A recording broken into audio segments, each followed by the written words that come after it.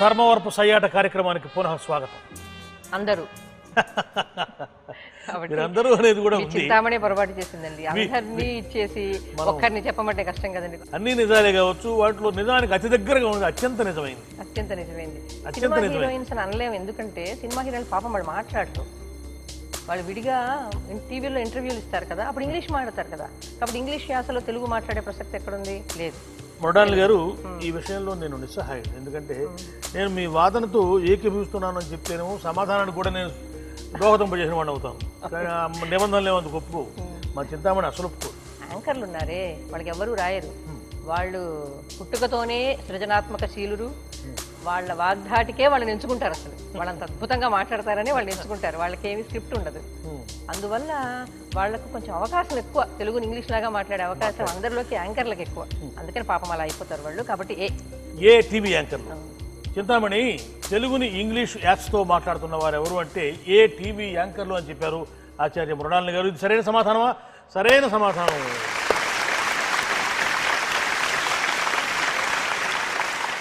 ఎందుకో నేను అందరూ అంటే ఒప్పుకునేదాన్ని ఇంకా గట్టిగా, మీరు ఏదో ఒక చాయిస్ ఇచ్చారు అందరూ అని చెప్పచ్చు. కానీ ఉన్న వాటిలో ఎక్కువ మనం అత్యంత ప్రాధాన్య వివక్ష మీద శ్రీశ్రీ గారు మళ్ళీ మనకు గుర్తొస్తారనమాట. ఇక్కడే 1965 ప్రాంతాల్లో ఒక ఇంటర్వ్యూ ఇస్తూ శ్రీశ్రీ గారు ఒక మాట చెప్పారు.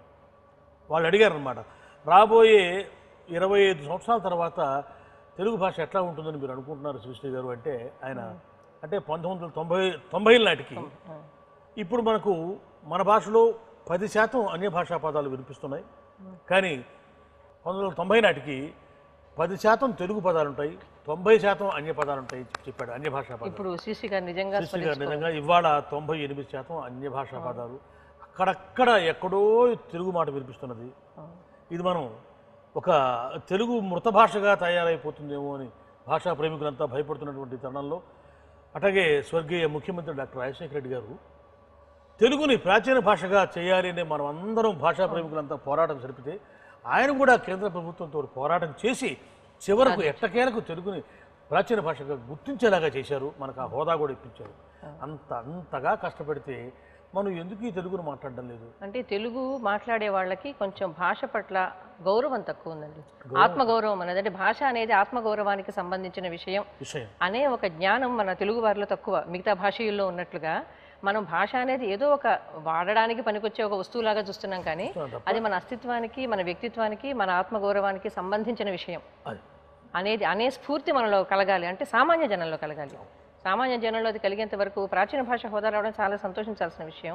అది మాలాంటి వాళ్ళు వాడి పరిశోధనలు చేసుకుని పీఠాలు పెట్టుకుని ఏవో చేసుకుంటాం. దానివల్ల మళ్ళీ సామాన్యుడిలో వాడకం పెరగదు కదా. సామాన్యుడిలో వాడకం పెరగాలంటే అది ఆత్మగౌరవానికి సంబంధించిన విషయం అనేది ఆ స్ఫూర్తి కలగాలి వాళ్ళలో. అది ఈనాటి అవసరం. అది మీరు చెప్పింది చాలా చక్కగా ఉంది. ఇంతకుముందు ఇది పట్టణాల్లో ఎక్కువగా ఉండేది, కానీ ఇప్పుడు పల్లెటూళ్ళలో పాకిపోయింది అన్నమాట. ఈ టీవీ ఛానల్స్ ఎక్కువగా వచ్చిన తర్వాత ఇంకా ఈ ఛానల్స్ వాళ్ళు గ్రామాల్లోకి వెళ్ళటం, అక్కడ పొలంలో పనిచేసుకుంటున్నటువంటి ఒక మహిళ దగ్గరికి వెళ్ళి మైకి పెట్టి అసలు ఏం జరిగిందో చెప్పమంటే యాక్చువల్గానండి అని మొదలు పెడుతుంది ఆవిడ. ఆశ్చర్యంగా ఉందన్నమాట. అట్లా మొదలు పెడుతున్నారు మన వాళ్ళు. ఎందుకంటే గోదావరి ఎక్స్ప్రెస్ లో వచ్చానని నన్ను తెలుగు కూడా తెలుసా మీకు? గోదావరిలో వచ్చాను. గోదావరి అంటారు. మీరు చెప్పిన సమాధానం చాలా బాగుంది. తర్వాత ప్రశ్న మీకు అడిగే లోపల గంటలో చూసారా అంటే ఈ భాగానికి, ఈ ఎపిసోడ్కి నిర్దేశించుకున్న సమయం అయిపోయింది. అయితే మనం కంగారు పడాల్సింది ఏం లేదు. మళ్ళీ ఇదే సయ్యాటని వచ్చే భాగంలో కొనసాగిద్దాం. అంతవరకు మనం సెలవు తీసుకుందాం. అంతవరకు ప్రేక్షకులకు సెలవు. మృణాలి గారు చాలా చక్కగా సమాధానాలు చెప్తూ ఉన్నారు. వారు మిగతా ప్రశ్నలు కూడా అంతే చక్కగా, అంతే ఆహ్లాదంగా సమాధానాలు చెప్పే వరకు, అంటే వచ్చే భాగం వరకు మీ దగ్గర సవినయంగా సెలవు తీసుకుంటున్నాం. ఒక భాగాన్ని ముగించే ముందు ఒక మంచి మాట చెప్పుకుంటున్నాం. పిల్లలకు మనం చదువులు చెప్పించేటప్పుడు వాళ్ళు మోసే పుస్తకాల బరువు చూస్తూ ఉంటే ఎంతో దయనీయంగా ఉంటుంది. అంతంత చిన్న పిల్లలకు అంతంత బరువులు వేసి వాళ్ళ నెత్తిన వాళ్ళ మోత బరువు, వాళ్ళు ఏం చదువుతున్నారో ఏమిటో కానీ ఆ బరువు మాత్రం చాలా ఎక్కువగా ఉంటుంది. నేను తల్లులకు ముఖ్యంగా విజ్ఞప్తి చేస్తున్నాను, అమ్మ అంతంత బరువులు వాళ్ళ మీద వేయకండి. అట్లాగే పగలంతా స్కూల్లో చదువుకొని వస్తారు, ఇంటికి రాగానే మళ్ళీ ఒక టీచర్ని పిలిచి వాడికి చదువు చెప్పిస్తుంటారు. ఎప్పుడు పాపం వాళ్ళు బాల్యాన్ని అనుభవించేది ఇప్పుడు చక్కగా వాళ్ళ బాల్యాన్ని వాళ్ళని అనుభవించనివ్వండి. ఆ బాల్యం గుర్తుండిపోయేలాగా మీకు తెలిసినటువంటి ఇంగ్లీష్లో మెమరబుల్ లాగా ఉండేలాగా బాల్యం ఉండాలి తప్ప బాల్యం అనేది ఒక రాక్షస కూపంలాగా, బాల్యం అంటేనే పిల్లలకు విరక్తి వచ్చేలాగా ఉండకూడదు. బాపు గారు ఎందుకు రాశారు చక్కగా, ఆ అందాల రావుడు సినిమాలో ఒక పాట రాయించారు, ఆరుద్ర గారు రాశారు అనుకుంటాను. ఎదగడానికి ఎందుకురా తొందర, ఎదర బతుకంతా చిందర వందర అని. అట్లాగా అసలు వీలైతే మనిషి ఎప్పుడు బాల్యావస్థలో ఉంటేనే మంచిది. అట్లా కనుక జరగడం సంభవిస్తే మనిషి ఎప్పుడు చిన్నపిల్లలాగా ఉంటే ఎంత బాగుంటుంది అనుకునే బాల్యం ఇవాళ భరించడానికి వీలు లేకుండా తయారైపోయింది.